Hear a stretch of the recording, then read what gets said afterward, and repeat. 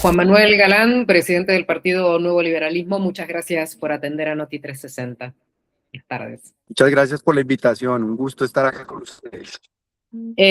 Señor Galán, Colombia atraviesa una de las peores crisis del sistema de salud en años. Como sabemos, retrasos en los pagos, quiebra de EPS y millones de usuarios que no tienen una atención médica adecuada en estos momentos. Usted ha sido muy crítico con el modelo actual de salud en su país. ¿Quién considera que soy o quiénes son los principales responsables de esta crisis y de las muertes que lamentablemente ya están ocurriendo en el país? Bueno, lo primero que quisiera decir es que en materia de modelos de salud hay como tres grandes modelos. El modelo totalmente privado, que es como el que tiene, por ejemplo, Estados Unidos. El modelo totalmente público, que es como el que tiene Canadá o el Reino Unido.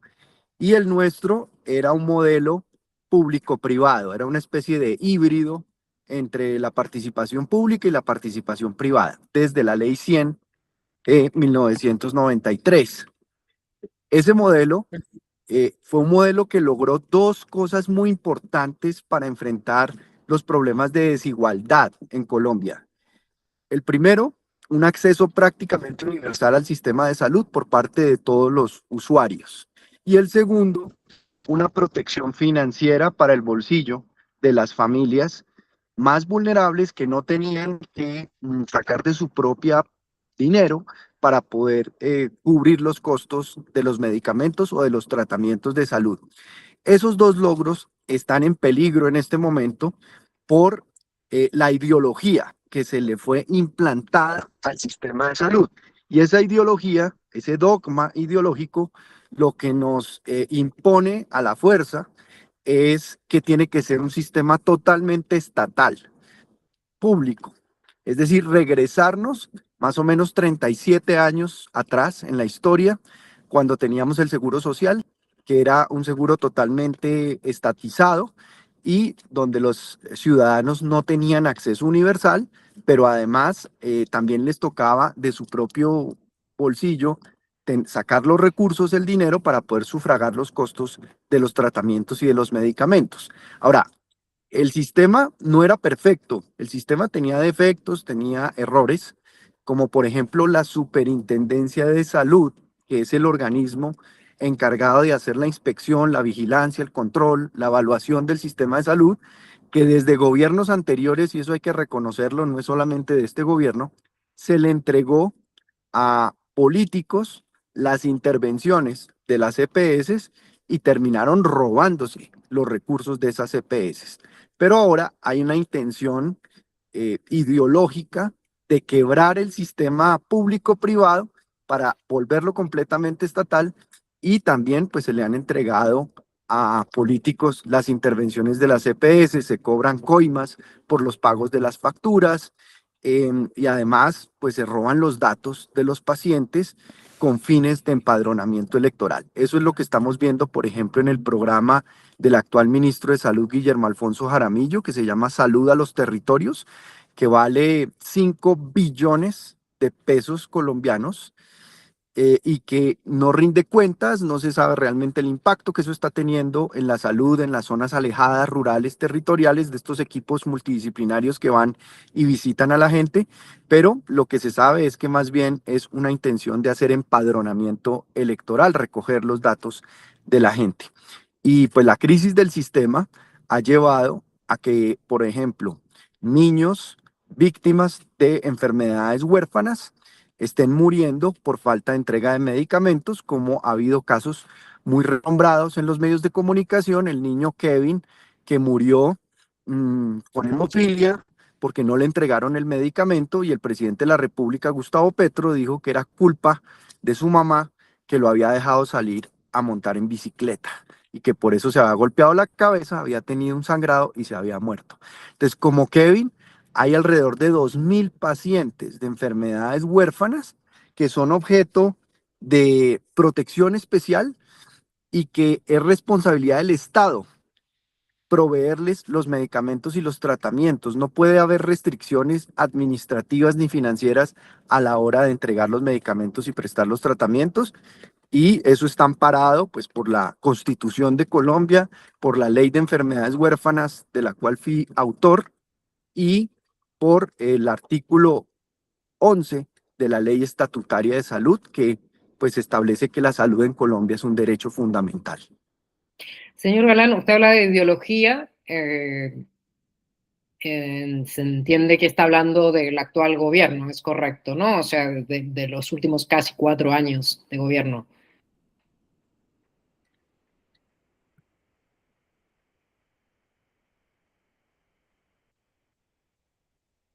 ¿Me escucha, señor Galán?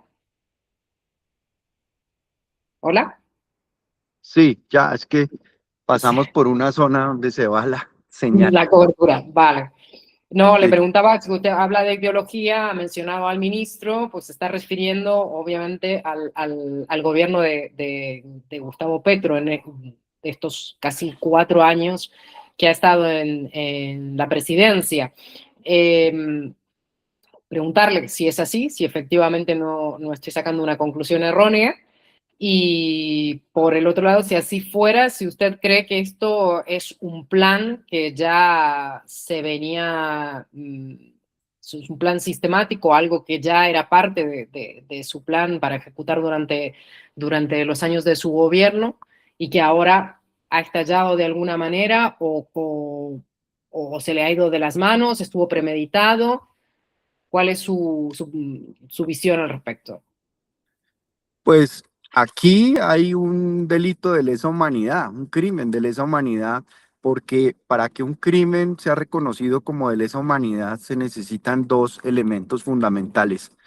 Uno, que sea sistemático,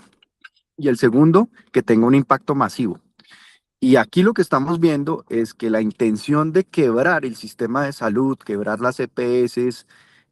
no llevarle los medicamentos a la gente,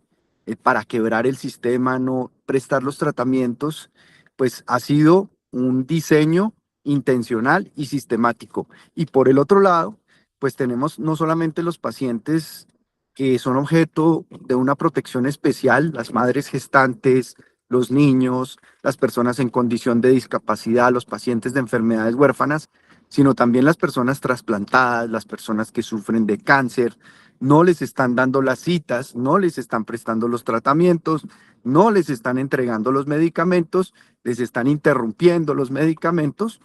por esta intención deliberada de quebrar el sistema tal como estaba concebido y estuvo vigente en Colombia durante más de 37 años y regresarnos pues a un seguro social estatal que claramente no tiene la capacidad,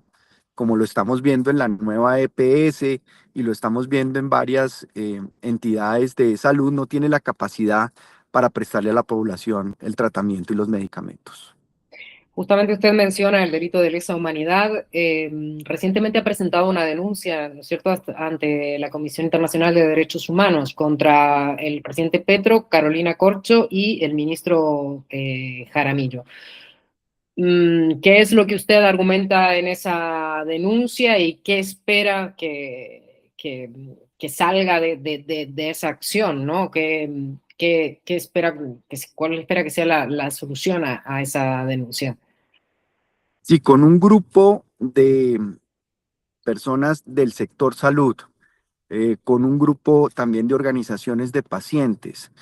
entregamos esta denuncia ante la Comisión Interamericana de Derechos Humanos con una solicitud de medidas cautelares, porque realmente el daño que se ha causado, eh, pues se causó, se está causando y hay un riesgo de que se siga causando y cada vez con un mayor impacto sobre la población en términos de pérdida de vidas humanas. Por eso le reclamamos, le pedimos, le solicitamos a la Comisión Interamericana de Derechos Humanos su intervención rápida para que a través de unas medidas cautelares conmine al Estado colombiano, y el responsable pues del Estado colombiano es el presidente Gustavo Petro, que es el jefe de Estado y el jefe de gobierno en Colombia, y los miembros de su gobierno, que en el sector salud han liderado la política pública, como Carolina Corcho y Guillermo Alfonso Jaramillo, para que se tomen las medidas que permitan rescatar el sistema de salud, pero más que rescatar el sistema de salud, salvar la vida de los pacientes que hoy no están recibiendo los medicamentos. Es decir, que la entrega de medicamentos se haga de manera inmediata a las personas que no lo están recibiendo y lo mismo los tratamientos. Y nos focalizamos, nos concentramos en el caso de los pacientes de hemofilia que han muerto en estos meses, en estos años, por las causas que ya hemos mencionado y por la legislación colombiana, tanto constitucional como de la ley estatutaria, como la de la ley de enfermedades huérfanas, que obliga al Estado a hacerse responsable, a hacerse cargo de la atención en salud de estas poblaciones. No puede evadir esa responsabilidad. Lo que pasa es que estos procesos demoran tiempo. Esto puede que tenga una resolución y el presidente Petro ya no esté en el gobierno. Pues esperamos que con la solicitud de medidas cautelares, la Comisión Interamericana de Derechos Humanos le dé la mayor prioridad a este caso, porque ya son varias las acciones de tipo internacional que se han presentado por la quiebra deliberada, sistemática del sistema de salud colombiano, pues que ha hecho que se pierdan miles de vidas. O sea, el cálculo que tenemos de enfermedades huérfanas solamente entre el 2025 y lo que va corrido del 2026 es alrededor de 2.000 pacientes que han muerto porque no les entregaron los medicamentos y porque no les prestaron los tratamientos. Y a nivel nacional, como líder de uno de los partidos de Colombia, ¿ustedes piensan realizar algún tipo de solicitud de rendición de cuentas a posteriori del presidente y de los miembros de su gobierno a raíz de esta crisis? Pues así como la Comisión Interamericana de Derechos Humanos, en su momento por un reclamo del actual presidente Gustavo Petro, protegió sus derechos por haber sido electo en la alcaldía de Bogotá en su momento, pues esperamos que también la Corte, en este caso, que se trata del derecho a la vida, que es un derecho fundamental, es un derecho que está por encima de cualquier cosa, pues tome unas medidas de manera ágil y llame a cuentas al actual presidente de la República, que es el jefe de Estado y que es el responsable de lo que está ocurriendo en primera medida con el sistema de salud y la quiebra por su ideologización. Ujú. Volviendo un poco al tema de las EPS, su partido ha criticado bastante o ha dicho que existe una necesidad de reestructurar o hacer algunas reformas estructurales dentro de las EPS. ¿Cuáles serían o cuál consideran ustedes que puede ser el modelo más viable de EPS? Perdón. Bueno, lo primero es recuperar la Superintendencia de Salud, recuperar también el Ministerio de Salud como ente rector del sistema de salud, porque el fenómeno que hemos visto en este gobierno es que ha habido una migración de los equipos técnicos de las entidades encargados de, por ejemplo, calcular la UPC, que es la unidad de pago por capitación, que es la que incluye toda la siniestralidad y la que debe incluir todos los costos que son necesarios incluir en la prestación de los servicios de salud. Ahora, lo que hemos visto también a lo largo de muchos años, no solamente en este gobierno, es una judicialización del sistema de salud, es decir, vía tutela, la gente tiene que interponer tutelas,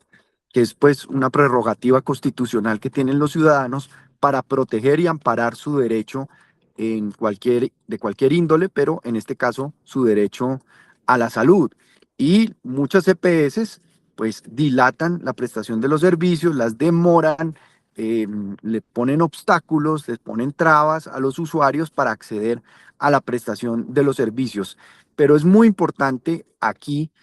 institucionalmente hablando, la Superintendencia de Salud, que este gobierno pues acaba de nombrar un nuevo superintendente que tiene una imputación de cargos por corrupción por su gestión como alcalde de Medellín, y pues es como diríamos en Colombia, poner el ratón a cuidar el queso. Entonces, lo que se necesita es que esa superintendencia tenga la capacidad institucional, la legitimidad, la fuerza técnica para ejercer un control independiente de los políticos, porque lo que hemos visto a lo largo de los años es que los políticos han querido apoderarse de las intervenciones de EPS para usarla como una caja de financiación de sus campañas políticas. Eso lo vimos con EPS como Caprecom, como Saludcop, como Medimás, y lo estamos viendo ahora en este gobierno, pues que se ha agravado la situación y se ha salido pues de toda proporción, y la superintendencia realmente no ha tomado las medidas para proteger los recursos, para proteger y para intervenir esas EPS con fin de mirar si son unas EPS que se pueden salvar o que deben ser liquidadas. Pero lo que hacen es intervenirlas, la intervención se prolonga y termina la EPS desfalcada. Hay, como usted dice, muchas denuncias con respecto al uso indebido de recursos, ¿no? Y el tema, ya lo decía, de la UPC en cuanto a la financiación es uno de los puntos más polémicos. ¿Usted cree que alcanza actualmente, está desfinanciada en cuanto a los recursos, está mal calculada? ¿Qué es lo que usted piensa? Y en todo caso, ¿qué es lo que propondría? Pues lo que se propone, lo que proponemos en la campaña de Paloma Valencia y Juan Daniel Oviedo es a partir del 7 de agosto hacer una intervención muy rápida que permita recalcular la UPC, incluir toda la siniestralidad, pero pues hacer las reformas y las correcciones que hay que hacer, devolverle la identidad y capacidad técnica tanto al Ministerio de Salud como a la Superintendencia de Salud, y hacer una compra de medicamentos de emergencia rápida para atender a esta población que tiene su vida en este momento en riesgo. Recoger recursos de donde se puedan recoger. Mencionaba el programa de salud a los territorios, que tiene 5 billones de pesos destinados a financiar ese programa, que pueden ser recuperados de alguna manera y redirigidos a la compra de medicamentos y a la prestación de los servicios de salud. También la incorporación de la tecnología sería muy importante para optimizar el gasto dentro del sistema. Se calcula, por ejemplo, que alrededor del 15% de los exámenes médicos que se practican en el sistema de salud colombiano son redundantes, se repiten sin necesidad. Entonces, con el buen uso de la tecnología, este tipo de ahorros se pueden dar en el sistema y se puede recuperar sobre todo la confianza en el sistema de salud que está perdida, con un sistema de información interoperable, robusto, que permita saber exactamente cuáles son los recursos del sistema de salud, cómo se están gastando y si se están gastando en lo que se deben gastar o no. Yo creo que todos esos puntos de reforma los tienen muy presentes Paloma Valencia y Juan Daniel Oviedo para ponerlos en práctica a partir del 7 de agosto. Ujú. Eso, con respecto a eso le iba a preguntar, porque bueno, si en el hipotético caso de que llegaran a ser gobierno, esta es una crisis que necesita soluciones prácticamente inmediatas, ¿no? Cada día que pasa se pueden estar perdiendo, se están de hecho perdiendo vidas, hay pacientes, hay enfermos que están esperando su medicamento. ¿Qué capacidad de reacción cree que debería tener el futuro gobierno en cuanto a esta problemática? Y si en el caso de su partido, de su coalición, es una de las temáticas principales a tratar si llegaran a asumir la presidencia. Sí, sin duda alguna, desde el 7 de agosto a las 3 de la tarde, cuando asume la jefatura de Estado, a la jefatura de gobierno, Paloma Valencia, debe firmar las primeras medidas, los primeros decretos, directivas presidenciales para, de manera cautelar, de manera urgente, porque creo que, es decir, no hay nada que sea más urgente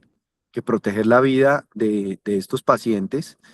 y pues cualquier medida que haya que tomar para recuperar esos recursos, para poder enviar mensajes también al sistema de que las deudas se van a honrar, se van a pagar, a pesar de que son deudas gigantescas. Hay que buscar fórmulas como titularización de las deudas, como acuerdos de pago,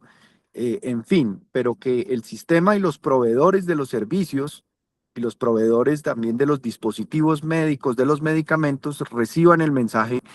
de que les van a pagar lo que les deben y de que pueden seguir prestando los servicios de aquí en adelante. Ese mensaje de confianza, ese mensaje político es muy importante enviarlo desde el 7 de agosto de este año. Ujú. Eso en el caso de que llegaran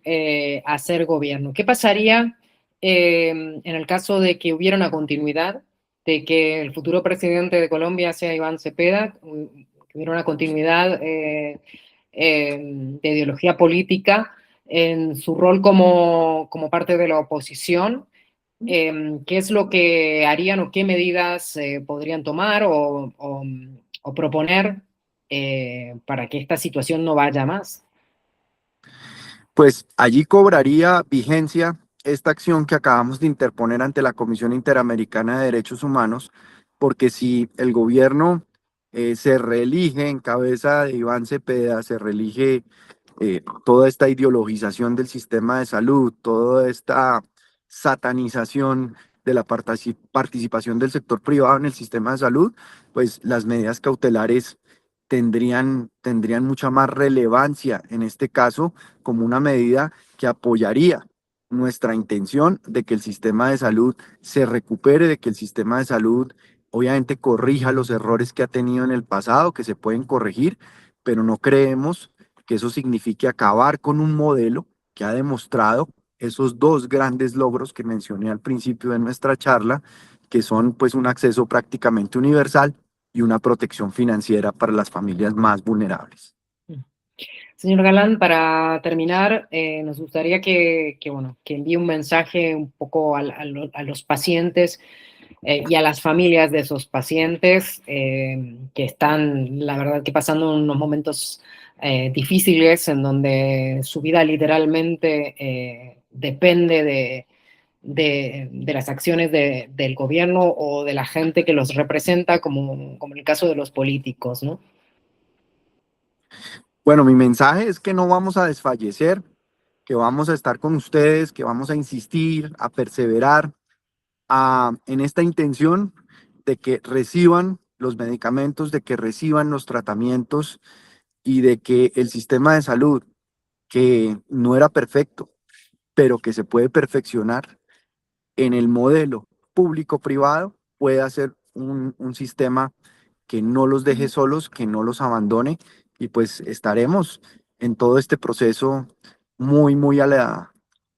en primera línea para defender el derecho fundamental a la salud en Colombia y que las vidas en Colombia no se pierdan por ideología, porque definitivamente la vida está por encima de la ideología.